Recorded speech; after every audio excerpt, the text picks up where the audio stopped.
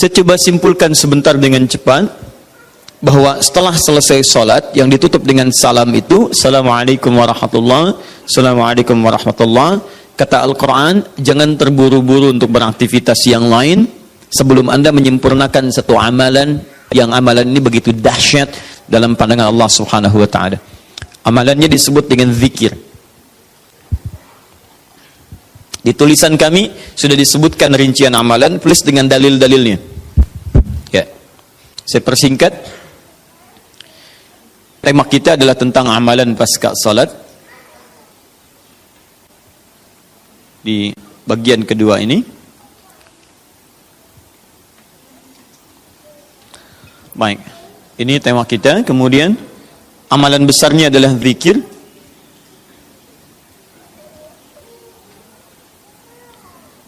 Dalilnya di Quran surah keempat An-Nisa ayat 103. Ini tema besar kita. فَإِذَا قَضَيْتُمُ الصَّلَاةَ فَاذْكُرُوا اللَّهَ. Fokus. Maka jika Anda telah tuntas mengerjakan salat, segeralah berzikir kepada Allah Subhanahu wa Ta'ala. Ingat, amalan pasca salat yang diutamakan apa? Zikir. Saya mau tunjukkan pada Anda satu hal yang sangat mendesak. Kenapa amalan ini begitu sangat ditekankan oleh Al-Quran? Bahkan saking ditekatkannya, kata Allah, perhatikan kalimatnya, qiyaman, baik itu sambil berdiri, wa qu'udan, ataupun Anda punya kesempatan lebih lenggang duduk, wa 'ala junubikum, atau bahkan dalam keadaan Anda sedang payah pun untuk duduk atau bahkan berdiri, boleh sambil berbaring. Perhatikan, saking pentingnya amalan zikir ini, itu Al-Quran seakan menghadirkan semua situasi untuk menggunakan amalan ini. Ya, bukan tidak ingin menoleransi, tapi ada sesuatu yang penting di sini. Saking pentingnya seakan-akan kalau dalam bahasa yang lain, tolong jangan tinggalkan ini. Ya, kalau Anda memang buru-buru, harus langsung bangkit pasca sholat. Ada yang bahkan setelah salam subuh, Assalamualaikum, Assalamualaikum, saya harus kejar ke tempat pekerjaan, langsung mau berangkat. Nah, terburu-burunya Anda untuk mengejar pekerjaan itu tidak menghalangi Anda untuk berzikir. Kalau bisa sambil jalan pun zikir aja, ayo lakukan, kerjakan amalannya. Kalau Anda senggang, duduk dengan tenang, lakukan. Kalau amalan ini tidak penting, mustahil Anda diminta untuk mengerjakannya, sekalipun dalam pekerjaan yang sifatnya darurat Anda mesti lakukan. Paham sampai sini? Baik, nah nanti kita akan lihat apa rahasianya amalan-amalan ini, zikir ini. Kemudian kita nanti akan urutkan seperti pertemuan lalu telah saya turunkan beberapa bagian-bagiannya. Nanti kita akan gali apa esensi dan rahasia di balik kalimat-kalimat zikir yang kita sampaikan itu. Baik, saya percepat. Zikir seperti pertemuan lalu adalah setiap aktivitas yang mampu mengingatkan dan mendekatkan kita dengan Allah Subhanahu wa Ta'ala. Jadi ada dua nih. Satu ingat, kedua dekat. Awas, ini selalu menyatu, terkait berkelindan, tidak akan pernah berpisah.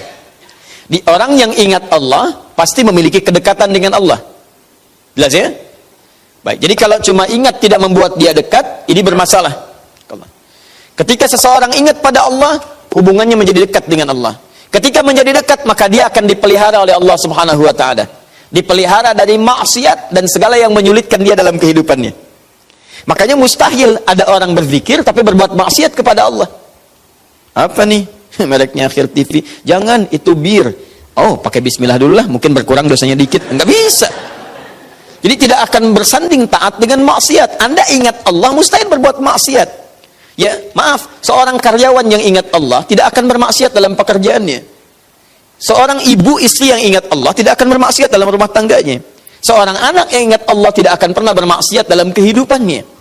Maka dari itu, nanti kita akan lihat puncak zikir, apakah hanya dalam pasca sholat saja atau dalam aktivitas yang lainnya. Maka yang pertama, ini akan membantu mengingatkan dia kepada Allah. Yang kedua, membuat hubungannya dekat dengan Allah Subhanahu wa Ta'ala. Nah, amalan ini ada setidaknya 6-7 amalan. Hari ini saya janjikan untuk mengurutkan amalan-amalan ini.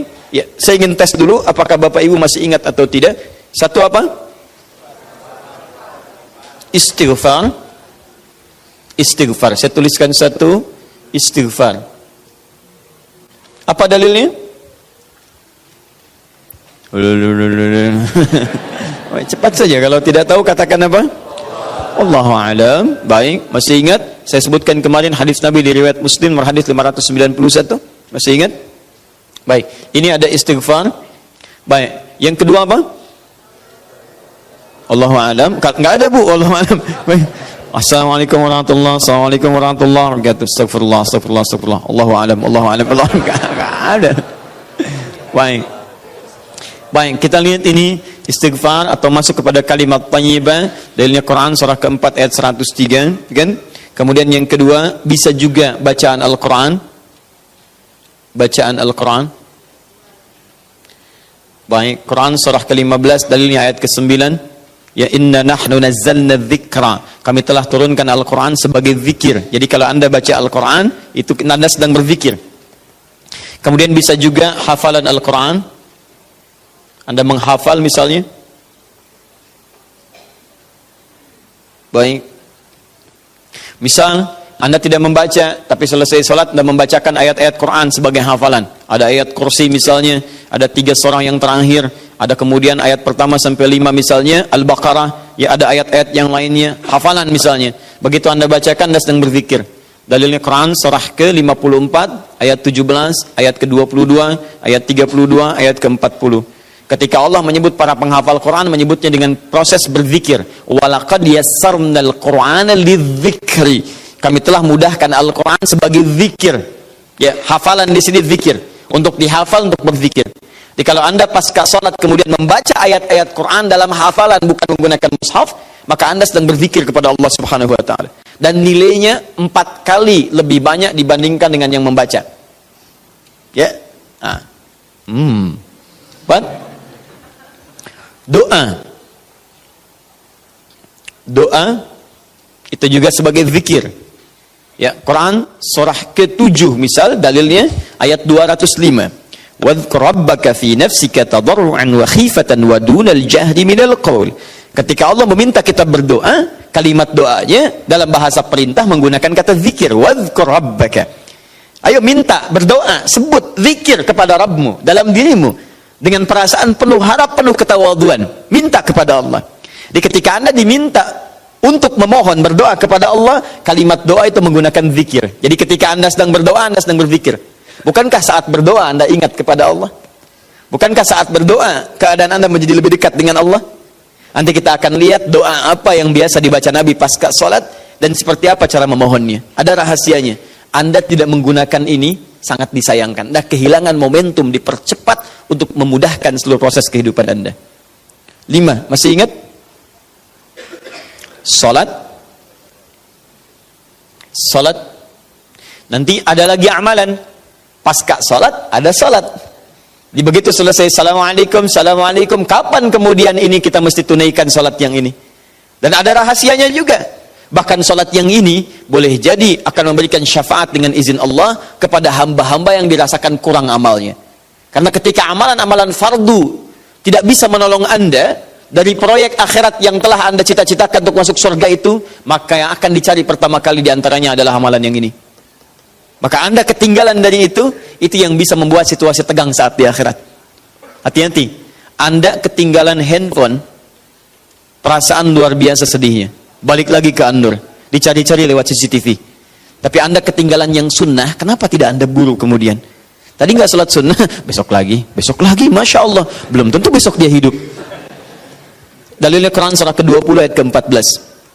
Ya, innani anallahu la ilaha illa ana fa'budni wa aqimis salata lidzikri. Saya Allah, tidak ada Tuhan yang layak disembah kecuali saya. Sembah saya. Bagaimana cara nyembahnya? Tunaikan salat sebagai zikir kepada saya. 6. Memperbanyak menyebut Allah, menyebut nama Allah, atau juga dengan al-asma'ul husna. Al-asma'ul husna. Dalilnya Quran surah kedua Al-Baqarah ayat 152.